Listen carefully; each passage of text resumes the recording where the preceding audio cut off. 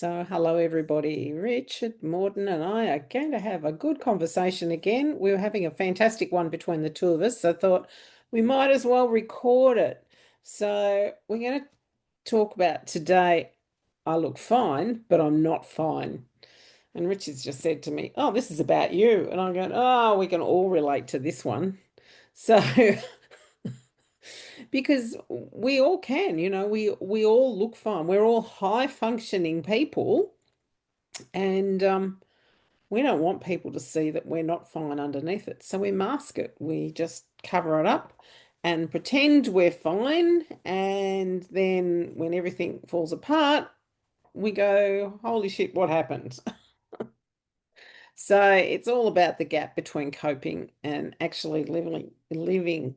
So Richard and I were saying that most people tolerate our pain for as long as we can. And it's just our normal way of being in that pain. And that's the way we are.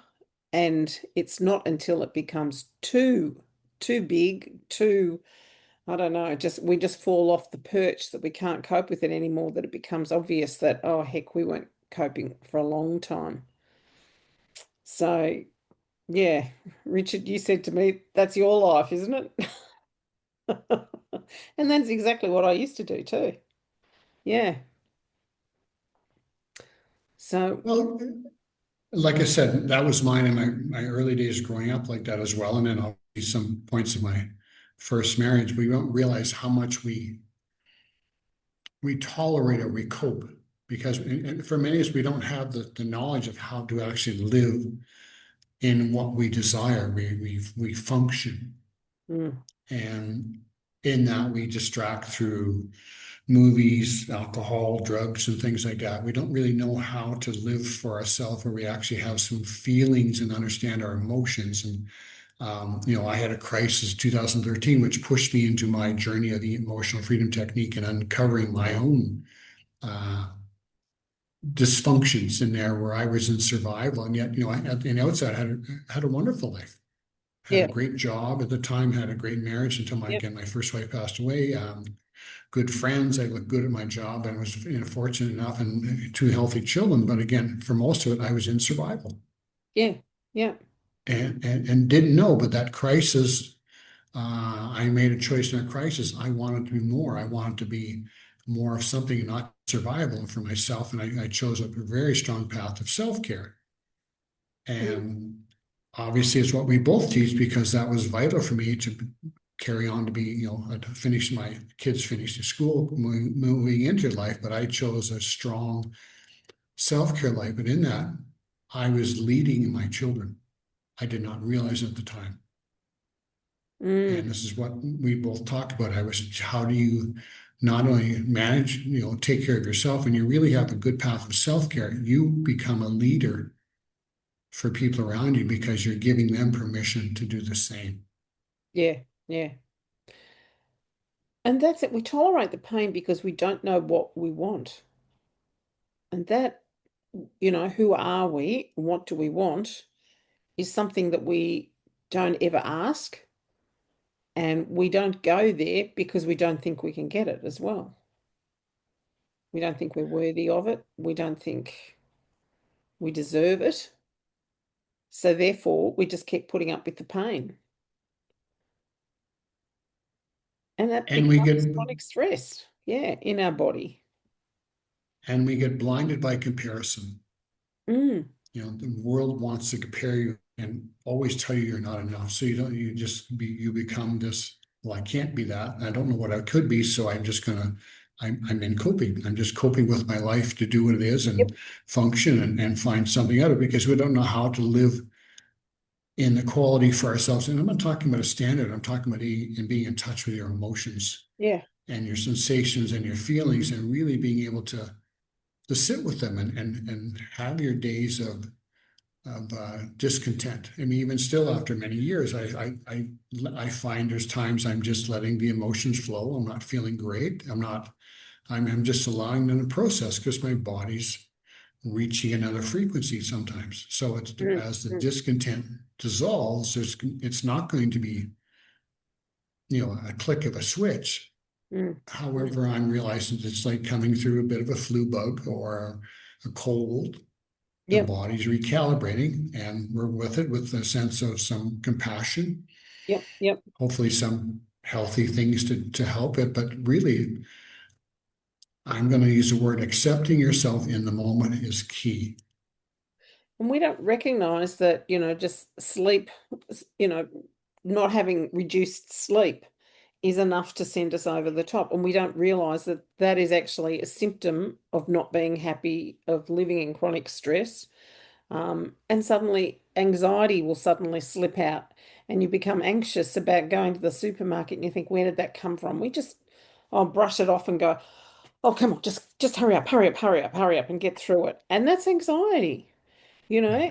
And it's not until the body forces us to stop and we have a mental breakdown and or suddenly, we burst into tears and we go, where did that come from? That we actually realize that something's been happening in the background and we've just been ignoring it. Yeah. It's quite amazing how we are just so oblivious to what is really going on because we're not taking notice of it. It's denial. And we've been told to get over it, get on with your life. Yep. Just get on. Life and time will heal. Time does Yep. not heal. It, No. it, the pain slowly goes away, but truthfully, it's still simmering in your nervous system. Yeah. Yeah. And we haven't dealt with it. And We've just buried it. yeah, it doesn't go away Yeah. until you actually do a process. But so a lot of times long-term stress and trauma shows up in your body for many people later on in life, and they look, illness, like 80% of illnesses they say is caused by emotional discord. Mm. Yeah, absolutely. So Absolutely. finding ways to process that. In truth, this is what I do. I give people, physical tools to help people process and regulate their body emotions.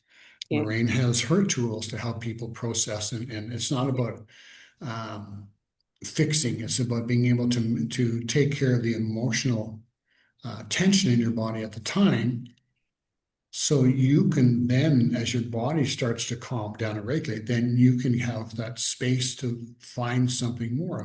What would I like to, instead of being survival, what I Mm. enjoy. Mm-hmm. Mm. And it doesn't have to be this grandiose thing we've been conditioned to, these big parties. A lot of times you can enjoy this, maybe sitting down with some friends and just having pizza, Yeah. Yeah. you know, having some tea or coffee sitting around. And oftentimes when I say a friend's not feeling well, what you can do sometimes sit with them. You don't have to talk, just be there. Your body is helping each other co-regulate. Yeah. Yeah. When it's just it's like when I went through some things at work through some other situation, people come up to me and tap me on the shoulder. You all right, man?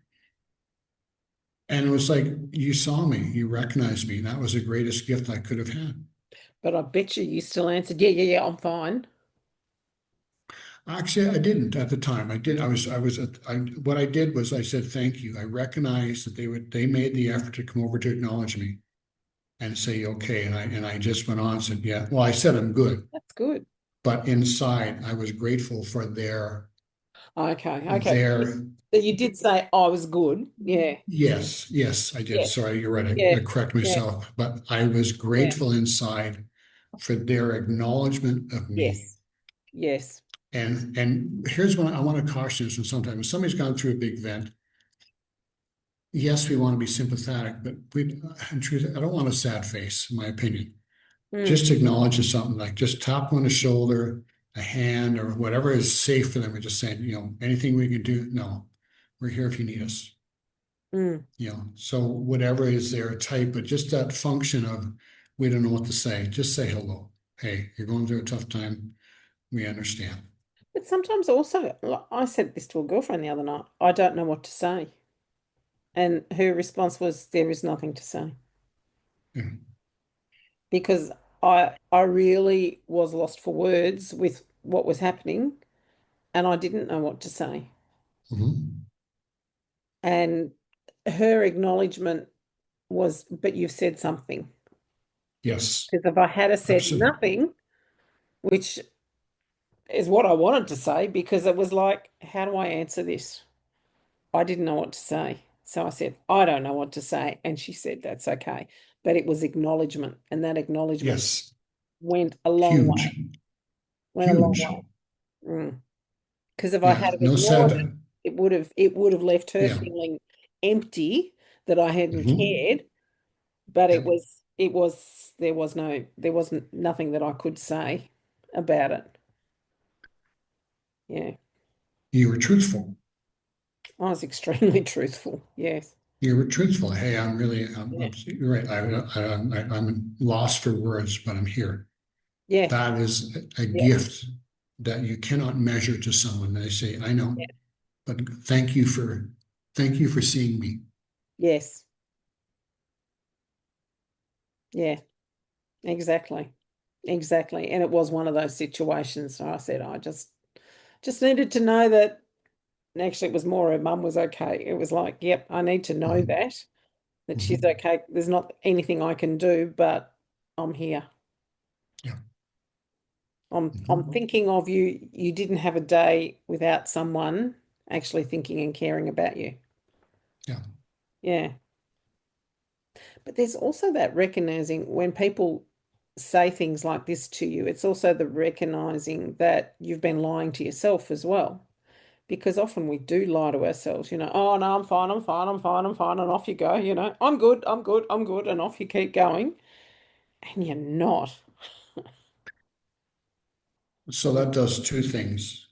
One, someone has offered their attention, Mm, and knowing we've been so conditioned to brush it off because you weren't able to acknowledge their attention, you're literally dismissing them. And if you do it more than once, sometimes they're not going to offer it again.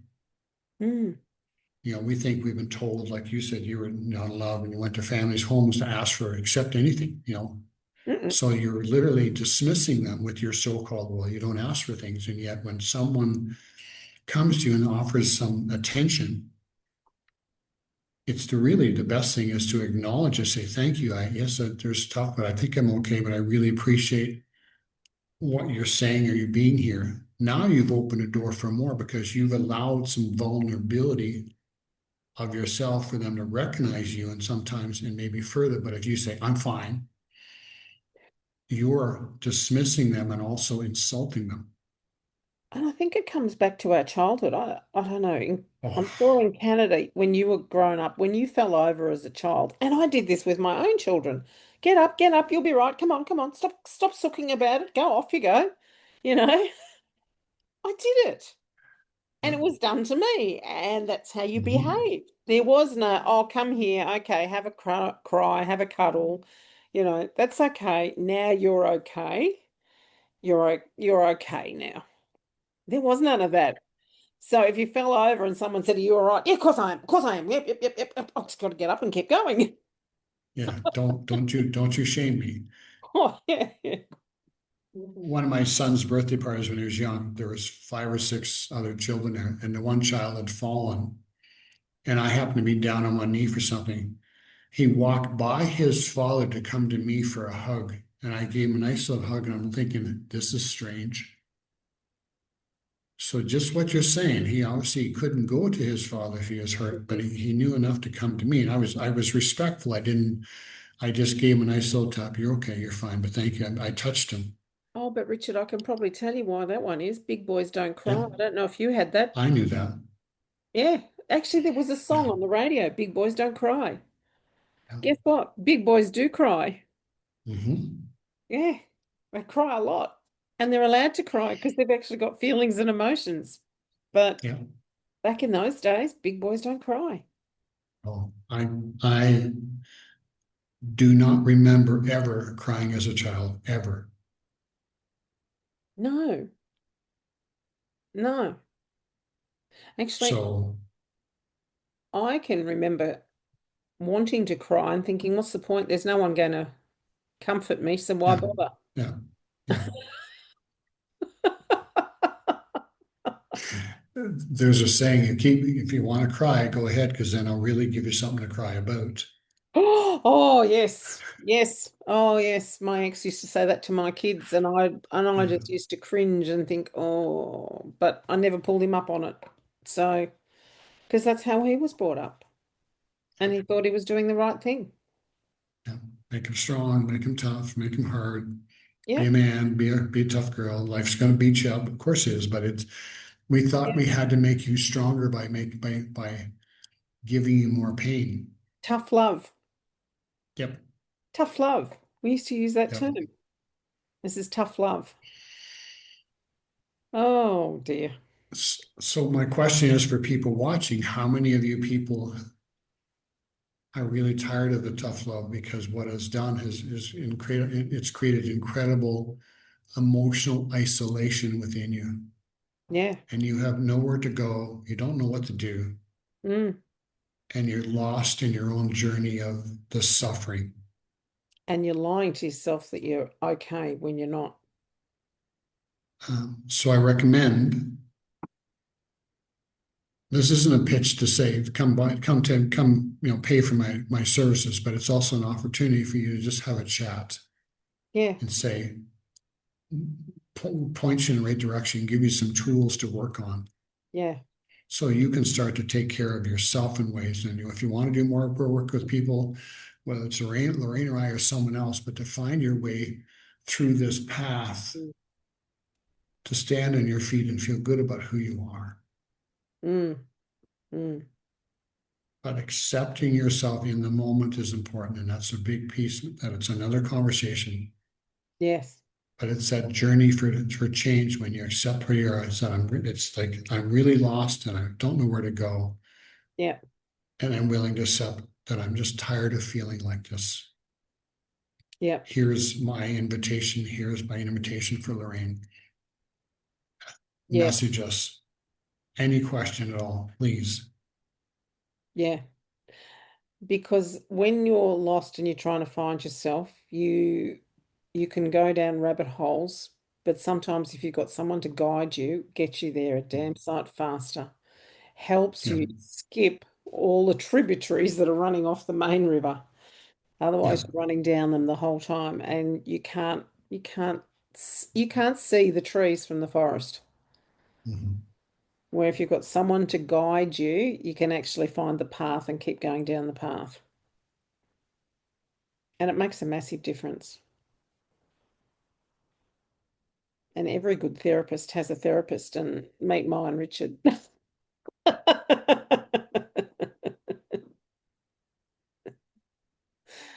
Which is exactly why we bounce stuff off each other. Every week we bounce stuff off each other, whether Mhm. it be personal, professional, or anything else. It's made a difference in both of our lives, and it's good because we both see things from different points of view, and we can both get each other to see different things, um, do different things, and it's certainly excellent. Mm. So don't be an imposter and don't have imposter syndrome. Actually, be real, basically, isn't it? Because that's where imposter Yep. syndrome comes in, that we're trying to hide stuff and just go da da da da da da da, when really we need to feel what we're feeling, um, and actually not be fine, to deal with it rather than I'm fine and I look good. Don't I look good with this great big imposter facade on top of us? So thank you for the conversation today. Hope that helps everyone on there. And yes, Thank reach you. out. Both Richard and I are happy to have a chat with you. So come and see us. Bye bye. Bye.